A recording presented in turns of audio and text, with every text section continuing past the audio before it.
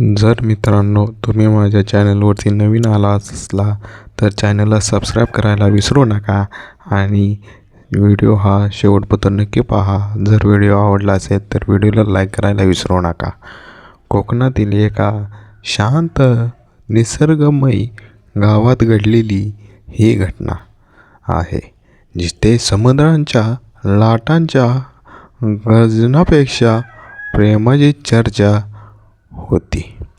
तिथेच एका रात्री असा काही प्रकार घडला की संपूर्ण गाव हादरून गेलं. प्रेम जितकं निस्वार्थी असतं तितकं ते जेव्हा वेडं बनतं नंतर त्याचा काय विनाश घडू शकतो याचं जिवंत उदाहरण आहे. आदित्य पुण्यात एका IT कंपनीत काम करणारा सुशिक्षित तरुण होता. शांत स्वभावाचा, पण स्वभावात थोडा संशयीपणा असलेला होता. सायली त्याच गावातली एक सुंदर मनमिळाऊ मुलगी होती, जिचं स्वप्न होतं की तिने शहरात जाऊन स्वतःचं नाव कमवायचं. समीर सायलीचा लहानपणीचा मित्र, जो गावातच शेती आणि थोडा व्यवसाय पाहायचा. आदित्य आणि सायलीचं प्रेम हे एखाद्या चित्रपटासारखंच होतं. पुण्यातील कॉलेजमध्ये असताना त्याची मैत्री झाली आणि त्यांचं रूपांतर हे प्रेमात झालं. आदित्य सायलीवर जीवापाड प्रेम करायचा. त्याने तिच्यासाठी महागडे गिफ्ट्स देण्यापासून तिच्या करिअरमध्ये मदत करण्यापर्यंत सर्व काही केलं होतं. सायलीलाही सुरुवातीला हे सर्व खूप भावलं, पण काळ बदलला आणि आदित्याचा स्वभाव हळूहळू बदलू लागला. त्याला सायलीच्या प्रत्येक गोष्टीवर संशय येऊ लागला. तू कोणाशी बोलतेस? इतका वेळ फोन बिझी का येतोय तुझा? त्या समीरसोबत तुझा काय संबंध? असे प्रश्न रोजचे झाले होते. सायली सुट्टीसाठी आपल्या गावी आली होती. तिथे तिला तिचा जुना मित्र समीर भेटला. समीर आणि सायली बालपणीचे मित्र असल्याने त्यांच्यात एक सहज मैत्री होती. पण हीच मैत्री आदित्यच्या डोळ्यात खुपत होती. आदित्यला न सांगता सायली समीरसोबत एखादा बाजारात फिरत गेली होती आणि तिथेच ठिणगी पेटली. कोणीतरी आदित्यला त्याचा फोटो पाठवला.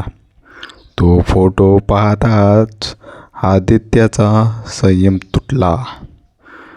त्याने मनातल्या मनात एक भयंकर योजना आखली. त्याने विचार केला की जर सायली माझी नाही होऊ शकत तर ती कोणाचीच मी होऊ देणार नाही. 22 मार्चची ती रात गावात जत्रा होती, त्यामुळे सर्वत्र गर्दी होती.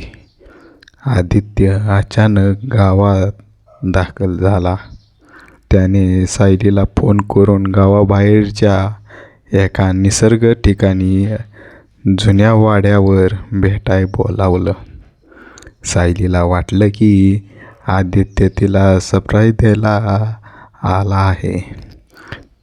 ती जिथे पोचली तेव्हा सर्वत्र शांतताच होती. फक्त समुद्राच्या लाटांचा दुरून आवाज येत होता. आदित्य, तू इथे असा अचानक? सायलीने विचारलं. आदित्यच्या डोळ्यात एक वेगळीच चमक होती.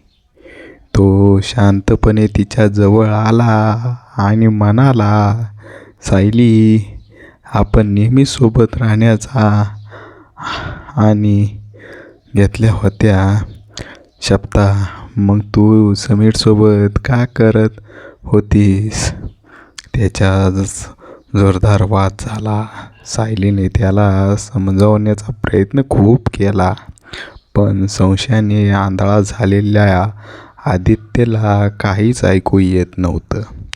रागाच्या भरात त्याने वाड्यात आधीच लपून ठेवलेलं हत्यार काढलं आणि एका क्षणात संपवून टाकलं सगळं.